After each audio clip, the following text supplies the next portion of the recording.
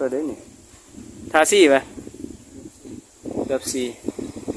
โอ้ผู้บ่าวรอนะเกือบสี่วันนั้นเป็นกระจกเกือบ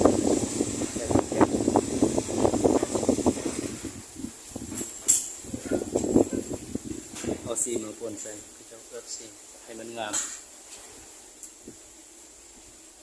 สวยนะสวยจังเลย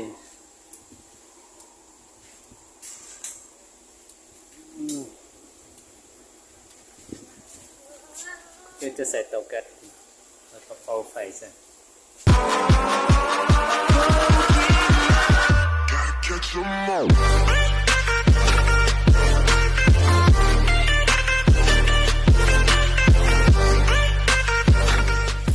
สบายเลยกับสวัสดีนะครับ MC ทุกคนที่นะครับในวันนี้วันสวรรค์ที่จะมาสัมภาษณ์ทุกคนเดียวของเราในนี้คนพิการศาสตร์ส่วนพัฒนาสิ่งนี้ให้ม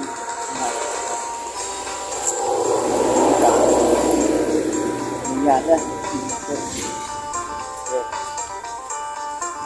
นี่นะเป็นศูนย์กระทรวงแรงงาน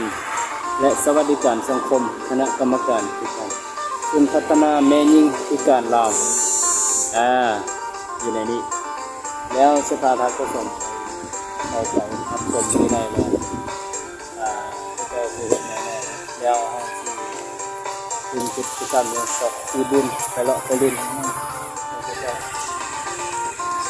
เกิดเป็นแบบปฏิบัติการกันเลยตัวนี้เป็นทางเข้านะสำหรับตัวนั้นจะเป็นตัวมิตรภาพแห่งที่หนึ่งของสปป.ลาวข้ามไปประเทศไทยมันจะอยู่ตรงนั้นตรงนี้ประเทศไทยอันนี้เป็นประเทศลาวในตัวข้ามมิตรภาพลาวไทยแห่งที่หนึ่งอยู่ในบ้านท่าเดือโอเคต่อไปตามว่าอยู่ข้างในคือประเทศนี้มีสาขาอย่างนี้ตามคือเจ้าแมนจะมีสาขาหัตถกรรมแล้วก็สาขาตัดเย็บไอทีอันเจียสินไม้สินฝ่ายนะครับนี่แหละโอ้มีเงียบ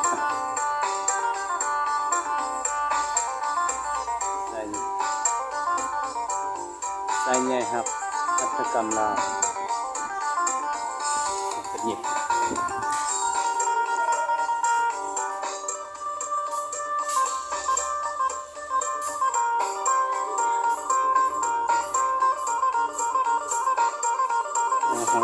ตอนนี้เปลี่ยนห้องเหรอวะอ๋อนี่แหละเขาใจเราอยู่ก่อนนี่ครับมีเด็กภาษาตัดติดกัน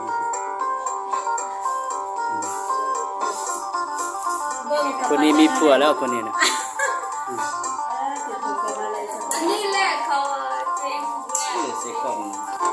เขาได้เสียของครับ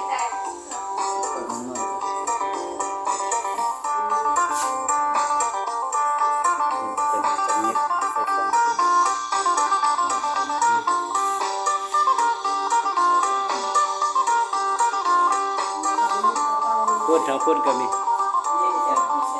อะไรสมัยเลยจะประหยัดเลยสำหรับตอนนี้จะเป็นห้องปัดเย็บพี่น้อง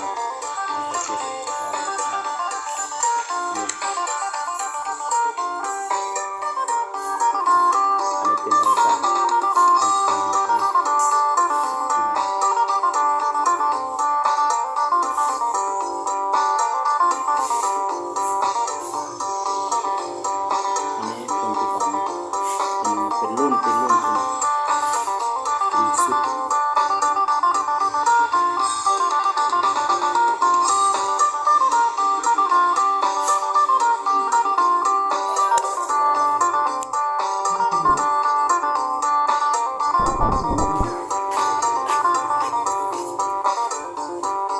เนี่ยโอ้ รูปได้ปะ มีธรรมเนียม ค่าธรรมเนียม2,000อ๋อ แต่ธรรมเนียม2,000คุณมีอยู่ใส่ กินน้ำยาก่อนแล้วก็กินน้ำยาก่อน อันนี้เป็นห้องอดาเครื่องว่าวันเขาจะเอาผลิตภัณฑ์แล้วก็จะมาวางขายวางอยู่วันนี้แล้วก็จะเอาไปขายตามตลาดต่างๆ หรือเขาไปโหวต โอเคกำลังย่างไป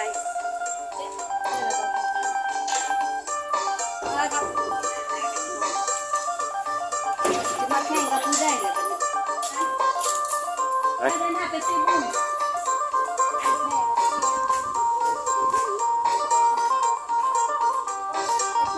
ยิ้มเอ๊ะพาลงสนามนี่เจ้าขี่รถไปพุ่นเลยจังเลยพุ่นไปเดินบุญโอ้ดีไปนางเอกไปนำ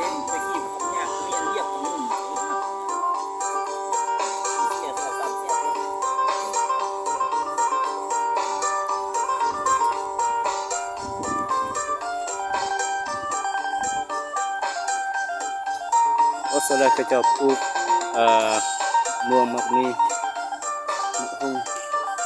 อันนี้เป็นเฮือนครัวเขาจะเป็นครัวเขาจะ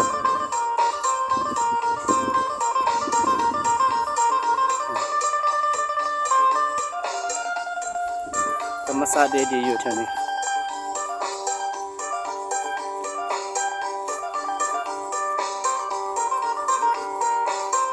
บ่ไปไหมนะ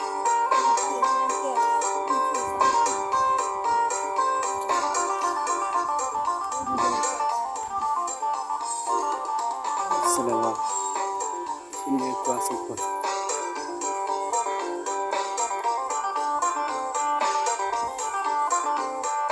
โอ้บอนนี่ว่าบอนเคยจะผลิต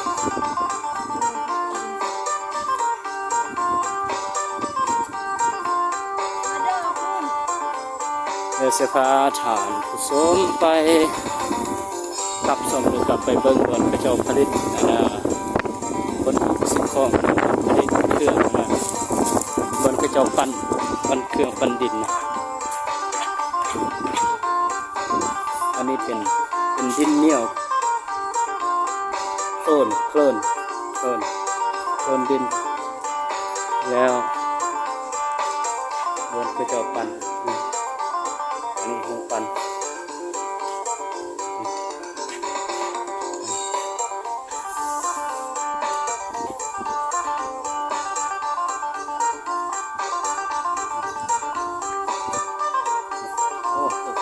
เป็นสำเร็จกับกาแฟนะคาซีได้ใส่ล้อให้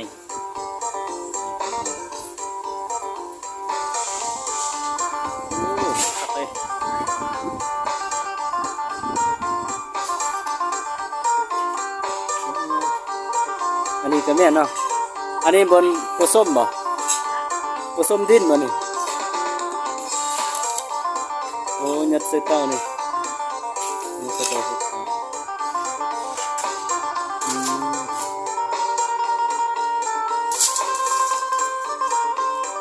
็ต้องเอาแก๊สมาใส่ก่อนนะใช่เนาะ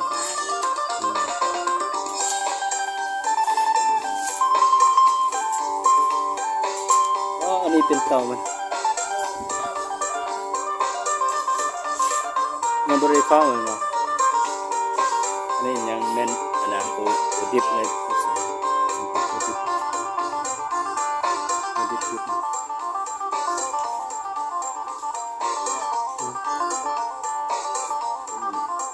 วันที่12 เดือน 12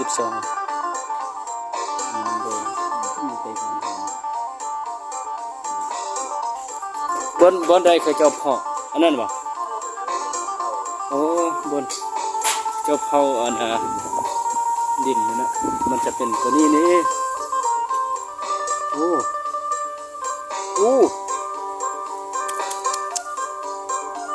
ตกละลายทำสิเต็มเลยนะ อุ้ยพ่อเตาเพชรเตาไฟเด้อเตาไฟแล้วก็จะให้พวกแบบนี้ใครคือดินจีใครคือเข้าดินจีแบบนี้เนี่ยตามแต่ว่าอันนี้จะเป็นเตาไฟเนี่ยมันก็จะเผาแล้วมันก็เป็นแบบนี้แต่ว่าบางอันมันก็จะแตกได้บ่บางอันก็จะแตก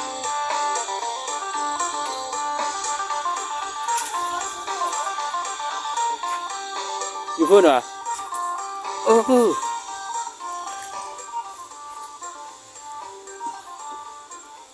อันนี้ก็เป็นบ่อนหนึ่งที่อบจอกมาเนี่ย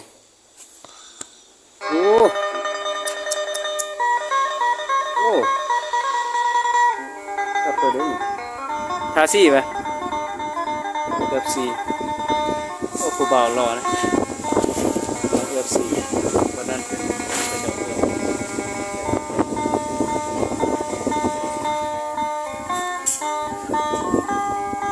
เอาซี่มาเติมใส่เป็นน้ำมัน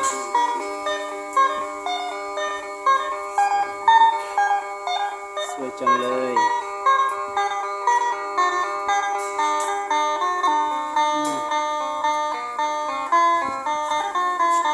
จะใส่ตัวแกะ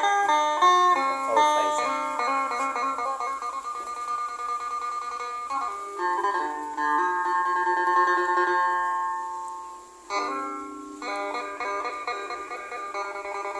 ไปที่บุญน้ำตาลไหมครับจ้ะโอ้ครับก่อนจะเฮ็ดแล้วอันนึงก็เป็นธรรมดาคืออันนี้ก็เป็นครับอันนี้ก็แม่มันก็จะอบ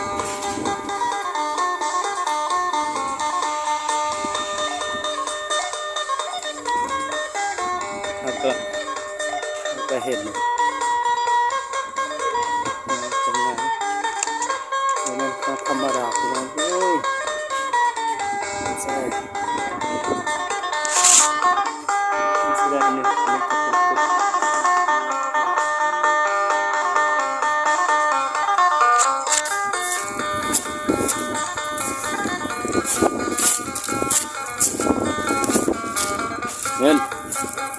นั่นผัวเมียนี่เฮ็ดยังผัวเมียนี่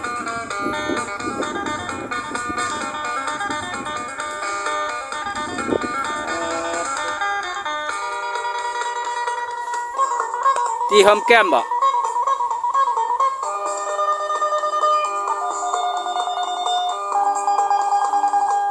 เนี่ยใช่บุญมักบีโอ้บีขาวงามหลายสิปันดอนโอ้ยแล้วโบแมนแซมแล้วมันนี่คุณ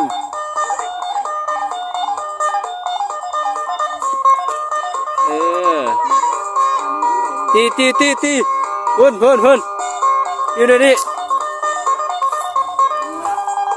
เฮ้ยแค่ตีเดี๋ยวนี้จอดไหมฮะ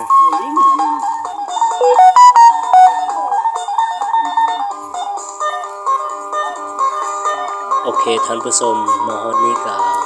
ขอบใจนะอย่าลืมฝากกดไลค์กดแชร์กดติดตามนะเด้อ